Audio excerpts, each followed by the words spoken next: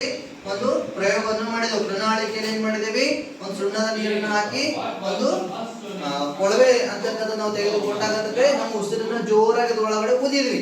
ಹೌದು, ಅದರಿಂದ ಏನಾಗಿ ಗೊತ್ತಾಯ್ತಪ್ಪ ಅಂದ್ರೆ ನಮ್ಮಲ್ಲಿ ಇರ್ತಕ್ಕಂಥ ಒಂದು ಗಾಳಿ ಎಷ್ಟು ಪ್ರಮಾಣದ ಕೆಟ್ಟ ಗಾಳಿ ಇದೆ ಅಂತಕ್ಕಂಥದನ್ನ ನಾವು ಪ್ರಯೋಗವನ್ನು ಮಾಡ್ಕೊಂಡ್ವಿ. ಈ ಪ್ರಯೋಗ ಆದ ನಂತರ ಪೂಜಾ ಏನ್ ಮಾಡ್ತಾ ಇದ್ದಾನೆ ಅಂತಂದ್ರೆ ಒಂದು ಕ್ವಶನ್ ಮಾಡಿದ್ದಾನೆ. ಏನ್ ಕ್ವಶನ್ ಅಪ್ಪ ಅಂದ್ರ, ನಾವು ಶ್ವಾಸಕ್ರಿಯೆಗಳಲ್ಲಿ ಎಷ್ಟು ಪ್ರಮಾಣದ ಗಾಳಿಯನ್ನ ಹಿಡಿದಿಟ್ಟುಕೊಳ್ಳಲು ಸಾಧ್ಯ ಅಂತ ಮತ್ತೆ ಕೇಳಿದ್ದಾನೆ. ಮತ್ತೆ ಎಷ್ಟು ಪ್ರಮಾಣದ ಗಾಳಿಯನ್ನ ನಾವು ಬಿಡ್ತಾ ಇದೀವಿ, ಎಷ್ಟು ತಗೊಳ್ತಾ ಇದೀವಿ, ಮತ್ತೆ ಎಷ್ಟು ಪ್ರಮಾಣದ ಗಾಳಿ ಹೊರಗಡೆ ಆಗ್ತಾ ಇದೀವಿ, ಮತ್ತೆ ಅದರ ಜೊತೆಗೆ ಎಷ್ಟು ಪ್ರಮಾಣದ ಕೆಟ್ಟ ಗಾಳಿ ತಗೊಳ್ತಾ ಇದೀವಿ, ಎಷ್ಟು ಹೊರಗಡೆ ಬಿಡ್ತಾ ಇದೀವಿ ಅಂತ ಹೇಳಿ ನೋಡ್ತಾ ಇದೀವಿ. ಅದರಲ್ಲಿ ಇವತ್ತು ನಾವು ಶ್ವಾಸಕೋಶ ಅಂತಕ್ಕಂಥ ನಾವು ಆತ ಕೇಳಿದಂತ ಪ್ರಶ್ನೆಗೆ ನಾವು ಆನ್ಸರ್ ಹುಡುಕ್ತಾ ಇದೀವಿ.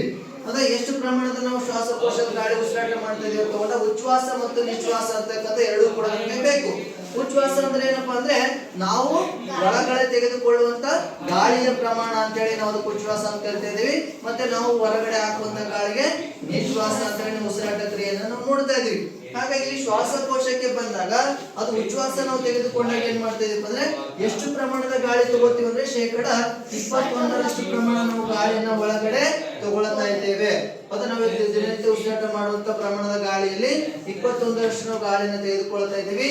ಅದೇ ಎಷ್ಟು ಪ್ರಮಾಣದ ಗಾಳಿ ಹೊರಗಡೆ ಬಿಡ್ತಾ ಇದೀವಿ ಅಂದ್ರೆ 16.4% ಗಾಳಿಯನ್ನು ನಾವು ಹೊರಗಡೆ ಬಿಡ್ತಾ ಇದ್ದೀವಿ.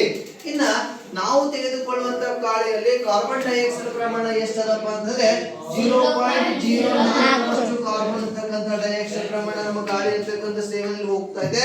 ಜೊತೆಗೆ ನಮ್ಮ ದೇಹದಲ್ಲಿ ಇರ್ತಕ್ಕಂಥ ಒಂದು ಕಲ್ಮಶವಾಗಿರ್ತಕ್ಕಂಥ ಕೆಟ್ಟ ಗಾಳಿ ಜೊತೆಗೆ ನಾವು ಎಷ್ಟು ಗಾಳಿ ಹೊರಗಡೆ ಬಿಡ್ತಾ ಇದೀವಿ ಅಂದ್ರೆ 4.4 ಕಾರ್ಬನ್ ಡೈಆಕ್ಸೈಡ್ ಅಂತಕ್ಕಂಥ ಗಾಳಿ ಏನ್ ಮಾಡ್ತಾ ಇದೀವಿ, ಹೊರಗಡೆ ಬಿಡ್ತಾ ಇದೀವಿ. ಇದು ಆ ಒಂದು ಬೂಸೋ ಕೇಳಿದಂತ ಕ್ವಶನ್ ಗೆ ನಾವು ಆನ್ಸರ್ ನ ಕಂಡು ಹಿಡಿದಿವಿ.